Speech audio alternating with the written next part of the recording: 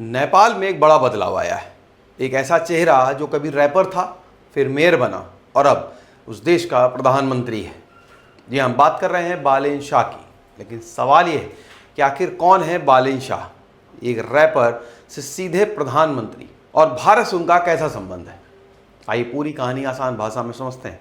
बालेन शाह का असली नाम है बालेन्द्र शाह। का जन्म 1990 नेपाल की राजधानी काठमांडू में हुआ। घर का बैकग्राउंड साधारण था।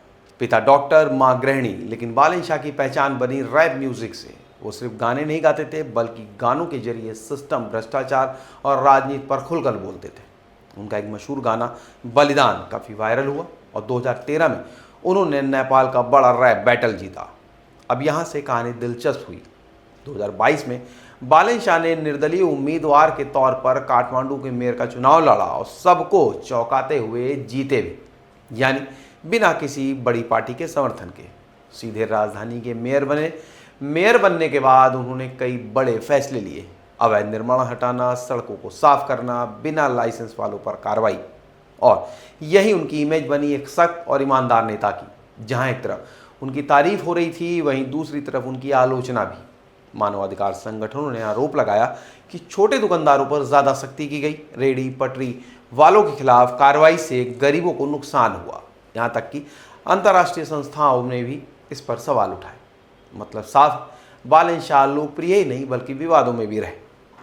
अब बात करेंगे सबसे बड़े बदलाव की। नेपाल में जब जेन-ज़ी के सिस्टम के खिलाफ विरोध शुरू हुए तो पुरानी सरकार यानी केपी शर्मा ओली की सरकार गिर गई।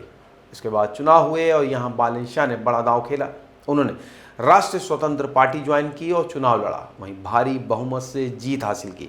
बताया जा रहा है कि उनकी पार्टी 275 में से 182 सीटें मिली।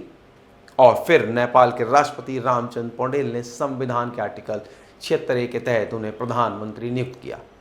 सिर्फ 35 साल की उम्र में बालेन शाह बन गए हैं नेपाल के प्रधानमंत्री।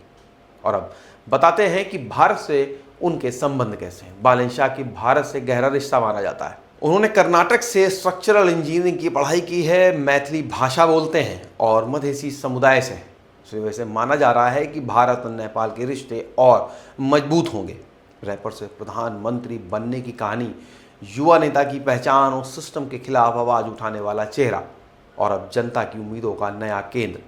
इतना ही नहीं, 2023 में उन्हें दुनिया की मशहूर टाइम मैगजीन ने उन्हें उभरते 100 नेताओं में शामिल भी किया था। नेपाल की जनता ने इस बार एक अलग नेता चुना है, जो ना पारंपरिक राजनेता है और ना किसी बड़े राजनीतिक घराने से आता है। तो अब देखना होगा कि क्या बालेन शाह उम्मीदों पर उतरेंगे खरे, या फिर ये भी बाकी नेताओं जैसे साबित होंगे। आपको क्या लगता है, भारत से कैसे होंगे इनके संबंध? हमें कमेंट सेक्शन बॉक्स में ज़रूर बताएं। वीडियो को लाइक करें, शेयर करें। चैनल को सब्सक्राइब नहीं किया हो तो आज ही करें। मिलेंगे एक नए वीडियो के साथ। नमस्कार।